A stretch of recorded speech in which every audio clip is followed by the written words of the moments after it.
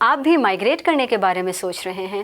کیا آپ کو معلوم ہے گزشتہ برس کینیڈا نے اپنی لیبر مارکیٹ میں 4,37,000 سے زیادہ غیر ملکیوں کو اپنے ملک میں مستقل سکونت دے کے ایک ریکارڈ قائم کیا ہے۔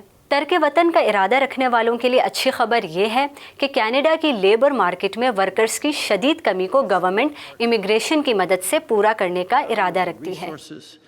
And we have a skilled, educated and ambitious workforce. چونکہ کینیڈا لیبر فورس کے لیے مکمل طور پر تارکین وطن پر انحصار کرتا ہے، اسی لیے کینیڈا کا ہدف ہے کہ 2025 تک مزید 14.5 لاکھ لوگوں کو ملک میں مستقل سکونت دی جائے۔ ورکرز کی اس کمی سے نمٹنے کے لیے کینیڈا 2023 میں پہلی بار ہنرمند تارکین وطن کے لیے ٹارگیٹڈ قرآن دازی کا منصوبہ بنا رہا ہے، جس سے وہ ایپلیکنٹس کا ملک کے اندر مختلف علاقوں کی ضرورت اور مطلوبہ مہارت کی بنیاد پر انتخاب کرے گا۔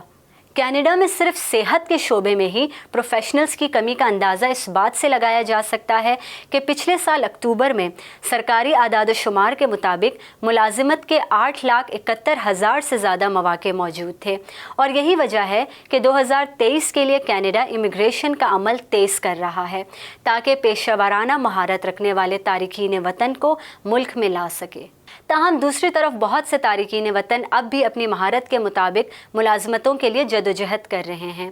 بعض سرگرم کارکنوں کا کہنا ہے کہ کینیڈا میں مستقل سکونت حاصل کرنے والوں کی تعداد جس رفتار سے بڑھ رہی ہے، اس رفتار سے سہولتوں میں اضافہ نہیں ہو رہا۔ اگر آپ بھی ترک وطن چاہتے ہیں تو قسمت آزمائی ضرور کیجیے۔